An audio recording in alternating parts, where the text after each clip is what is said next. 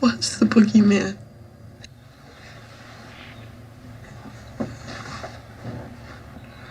As a matter of fact, it was.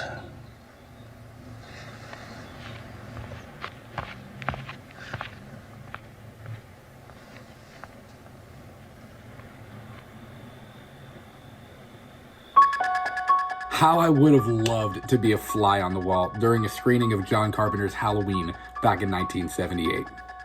I'd have loved to see people's reactions to that final moment when Dr. Loomis walks over to the balcony window and realizes that the shape has once again vanished into the night.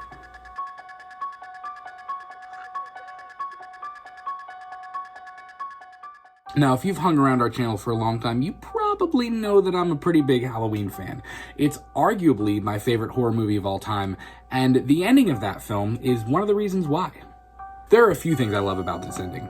Number one is that after the fighting, after the running, when Laurie finally comes to the realization that Tommy was right, and this whole entire time, it was the boogeyman, Dr. Loomis almost pauses as if he's slightly taken back, and he just quietly exclaims, As a matter of fact, it was.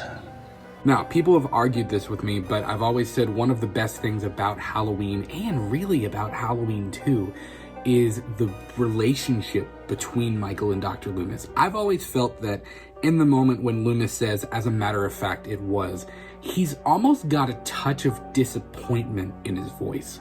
I've always believed that on some level, Loomis wanted to help that young kid that he met 15 years ago, and he cared for Michael on some level, even if he knew and came to this realization and this epiphany that he's purely and simply evil. He has to die in order to save other people. I've always believed that there was a part of him that did want to help Michael at some point, and that always kind of held on to that. Now, I know at the point we see him at in the 1978 film, obviously he's come to, he's at the end of that line, you know what I mean? But I don't know, there's just something about that character. I've always thought the delivery of that line seemed like there was just a little bit of like, man, I couldn't do it. I could, like, you know, it's a little small detail, and maybe I'm reading too far into it, but I've always felt that I don't know, it feels like there was a little bit of disappointment there. And I know this is another small moment, but when Michael stabs Loomis at the end of Halloween 2, after breaking into the room with the gas, it seems to me like, okay, he's killed people in more dramatic ways than that. If Michael really wanted to kill Loomis, he'd have killed Loomis. He'd have finished him off right then. And he didn't. It was just a little love tap, like, nope, stay away, you know? In the end, he knew that Michael was a monster and needed to die in order to protect other people. And we see Loomis settling into this moment as well with Laurie. And I love that John Carpenter took the time to do that. The thing I love most about the ending of Halloween is that once Loomis scurries over the balcony window and realizes that he's gone, not only does Loomis look visibly unsettled, but when we cut back to Laurie, she knows it too.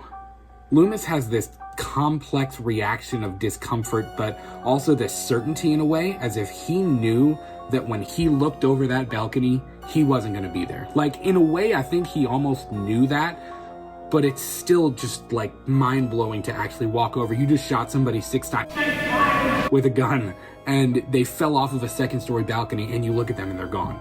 Like, that's a wild moment.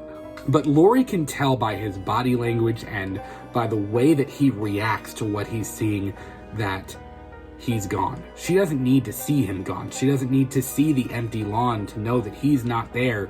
She just knows it.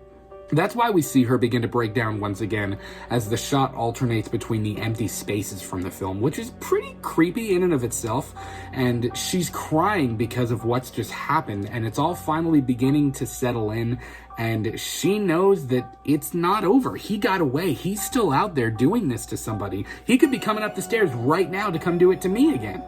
Michael Myers could be anywhere. He's in any one of those kitchens, any one of those living rooms, any one of those backyards. He's in your backyard. He's watching you outside of your school. He's in your closet. He's in your bedroom. He's in your hallway. He could be anywhere. And that is the beauty and the genius of the ending of the original film, is that it's ambiguous. It's open-ended. It doesn't resolve. It doesn't give you a chance to feel like the story is over. It just opens up a whole other can of worms, and it leaves you in this anxiety-filled mess of anytime you're in the dark, is he over in the shadow? Is he behind the curtain? Is he in the closet? Is he walking down the hallway or coming up the stairs? It's such a great way to end that film. All of that heavy breathing that we hear implies that the shape is everywhere and there is nothing that you can do about it. That sense of ambiguity means that he's everywhere. He's lurking in the shadows. You can't escape it. And the beauty in the ending of the original Halloween is that it always leaves the viewer asking one very important question. Where is he? The ambiguity of its conclusion is without a doubt one of the reasons why Halloween has one of my favorite horror endings of all time.